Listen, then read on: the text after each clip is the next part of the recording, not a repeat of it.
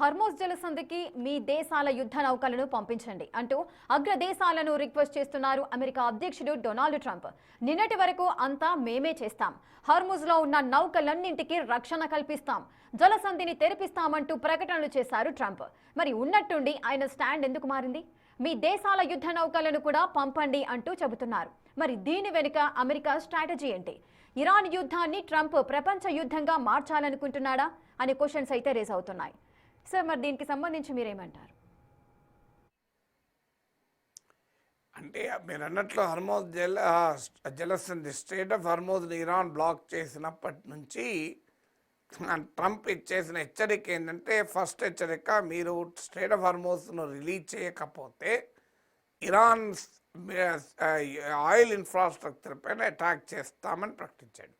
మీకు కార్గ్ ఐలాండ్లో కూడా, కార్గ్ ఐలాండ్ ఇది ఇరాన్స్ ఆయిల్ ఎక్స్పోర్ట్ హబ్, అక్కడ మిలిటరీ ఇన్ఫ్రాస్ట్రక్చర్ అటాక్ చేశాక ప్రకటించింది ఏంటంటే, ఇరాన్ ఇప్పటికైనా స్టేట్ ఆఫ్ హర్మూజ్ జలసంధిని వదిలివేయకపోతే ఈసారి ఇరాన్ ఆయిల్ ఇన్ఫ్రాస్ట్రక్చర్ అటాక్ చేస్తామని ప్రకటించాడు. ఆ తర్వాత అంతకుముందు ఇది సెకండ్ హెచ్చరిక. అంతకుముందు ఫస్ట్ హెచ్చరిక ఏంటంటే, స్టేట్ ఆఫ్ హర్మూజ్లో తమ నౌకలకు వెళ్ళేటువంటి కమర్షియల్ షిప్స్కు రక్షణగా వార్ షిప్స్ను పంపిస్తా అని ప్రకటించాడు. అంటే యుద్ధ నౌకలు వెంట రాగా, ఎస్కాట్ రాగా చేస్తానని. సో అయినా కూడా అది ఆపరేషన్ మొదలు కాకముందే ఇప్పుడు ఏకంగా ఇరాన్ ఆయిల్ ఇన్ఫ్రాస్ట్రక్చర్ అటాక్ చేస్తా అన్నాడు. ఇప్పుడు ఆ రెండైపోయి మూడో దశలో ఏమంటున్నాడంటే, మిగతా మిత్ర దేశాలను కూడా రమ్మనంటున్నాడు. మిత్ర దేశాలు ఇప్పటి వరకు అంత ఆసక్తి చూపడం లేదు. ఇరాక్లో, లిబియాలో అమెరికాతో కలిసి వచ్చిన స్థాయిలో యూరోపియన్ కంట్రీస్ కలిసి రావడం లేదు. నాటో మిత్ర దేశాలు ఎందుకు కలిసి రావడం లేదంటే, ఈ వార్ గనక ఎక్స్టెండ్ అయితే వాస్తవంగా ఇంకా యుక్రెయిన్ వార్ అనేది దృష్టి పక్కకు జరుగుతున్నది యూరోప్ భయం. యూరోప్కు ప్రియారిటీ ఇరాన్ వార్ కాదు, యూరోప్కు ప్రియారిటీ ఉక్రెయిన్ వార్. ఇప్పటికే ఈ ట్రంప్ ప్రారంభించిన ఇరాన్ వార్ వల్ల ఉక్రెయిన్ వార్ అనేది కంప్లీట్లీ ఎజెండాలోనే లేకుండా పోయింది.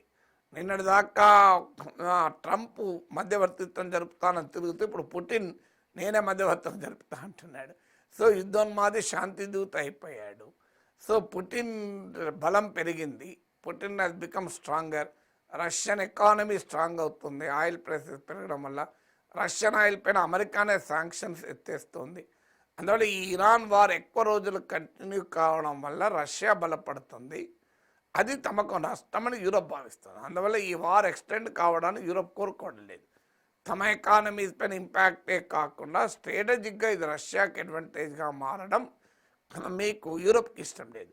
దానికి తోడు యూరోప్కు కూడా ట్రంప్ ఎఫెక్ట్ ఆల్రెడీ అనుభవం ఉంది. గ్రీన్లాండ్ విషయంలో సిమిలర్గా ఇప్పుడు వెనిజులాను బెదిరించినట్లు, ఇరాన్ను బెదిరిస్తున్నట్లు, క్యూబాను బెదిరిస్తున్నట్లు యూరోప్ను కూడా బెదిరించాడు, డెన్మార్క్ను బెదిరించాడు. నేను మిలిటరీ చర్యల ద్వారా అయినా గ్రీన్లాండ్ స్వాధీనం చేసుకుంటాను అన్నాడు.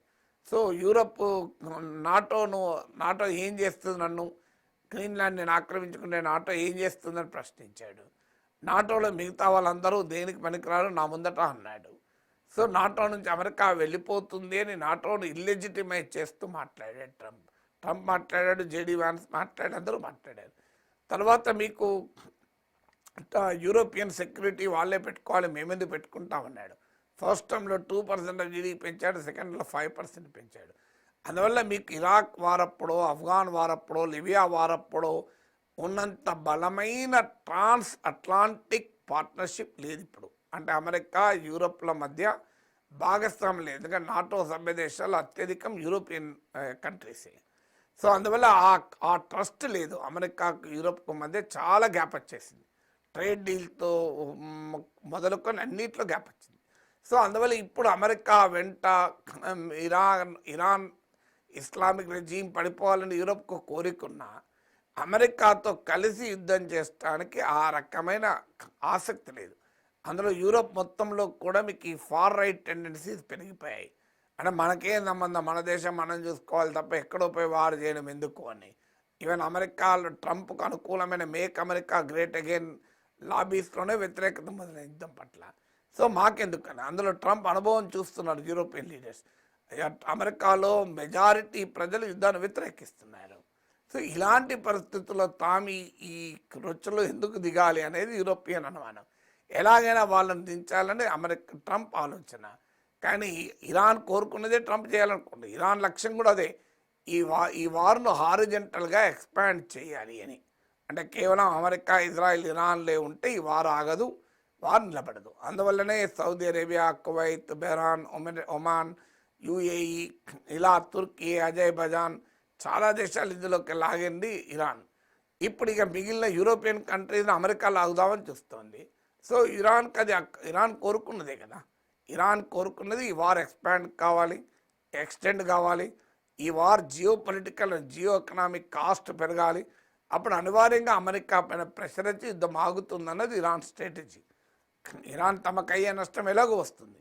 అది మీరు వార్ ఎక్స్టెండ్ అయినా అవుతుంది, ఎక్స్పాండ్ అయినా అవుతుంది, ఆ నష్టం తప్పదు. కానీ తాన అటాక్స్ను ద్వారా ఎక్స్పాండ్ చేసి వార్ను ఎక్స్టెండ్ చేస్తే geopolitical and geoeconomic cost పెంచితే అమెరికా పైన ఒత్తిడి వస్తుంది ఇరాన్ వ్యూహం. ఇప్పుడు ట్రంప్ మిగతా దేశాధినేతలను కూడా రమ్మని పిలుస్తున్నాడు యుద్ధంలో. అంటే చలో ఇరాన్ కోరుకున్నదే చేస్తున్నాడు కదా. సరే, ఇన్నాళ్ళు అటు అమెరికా, ఇజ్రాయెల్ రెండు కలిపి ఇరాన్పై దాడి చేస్తుంది, ఇరాన్ కూడా ప్రతి దాడులు చేస్తూ ఉన్నారు. కానీ ఇప్పుడు ఉన్నట్టుండిగా అమెరికా చేస్తున్న ఈ యుద్ధానికి ఇతర దేశాలు ఎందుకు నౌకలను పంపాలి? మరి ఇతర దేశాలు నౌకలను పంపడానికి సిద్ధంగా ఉన్నాయి అనుకోవచ్చా? అంటే యూరోప్లో డివిజన్ ఉంది. అంత సులభంగా అమెరికన్ వార్లో గతంలో లాగా హోల్ హార్టెడ్గా నాటో దేశాలు చేరుతాయనేది డౌటే. అండ్ మీకు of course America and European alliance ప్రపంచంలో ఒక సెక్యూరిటీ అలయన్స్గా పోస్ట్ సెకండ్ వరల్డ్ వార్లో ఏర్పడ్డాయి.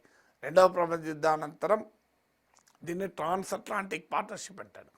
ఇది సెక్యూరిటీలో, మిలిటరీలో, ఎకనామిక్గా అన్ని రకాలుగా భాగస్వామ్యం. కానీ ట్రంప్ వచ్చాక ఆ విశ్వాసం కాస్త సడలింది. మ్యూచువల్ ట్రస్ట్ అమెరికాకు, యూరోప్కు మధ్య. సో నాటో పైన కూడా ట్రంప్ నాటో ఎగ్జిస్టెన్స్నే ప్రశ్నించాడు. అందువల్ల now European countries are not so enthusiastic. అందులో డెన్మార్క్ నాటోలో భాగస్వామి. నాటోలో రూల్ ఏంటంటే ఒక దేశంపై దాడి జరిగితే మరో దేశం తనపైనే దాడి జరిగినట్టుగా భావించాలి. కానీ తమ సోదర నాటో సభ్య దేశం పైన అమెరికా దాడి చేస్తానని బెదిరించింది. అప్పుడు యూరోపియన్ కంట్రీస్ అన్ని డెన్మార్క్ అండగా వచ్చాయి. సో అందువల్ల నాటో ఇంటర్నల్గా ఇంప్లోషన్ ఎదుర్కొంటుంది.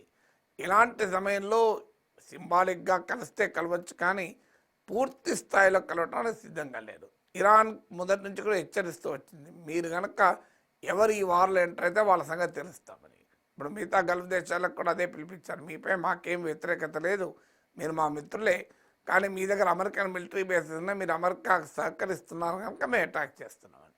రేపు యూరోపియన్ కంట్రీస్ కూడా సహకరిస్తే అదే జరుగుతుంది. ఇరాన్ తన అటాక్స్ యూరోప్ పై కూడా పెడుతుంది. సో అందువల్ల ట్రంప్ స్ట్రాటజీ ఎక్కడికి దారితీస్తుందో ఎవరికి అర్థం కాని పరిస్థితి.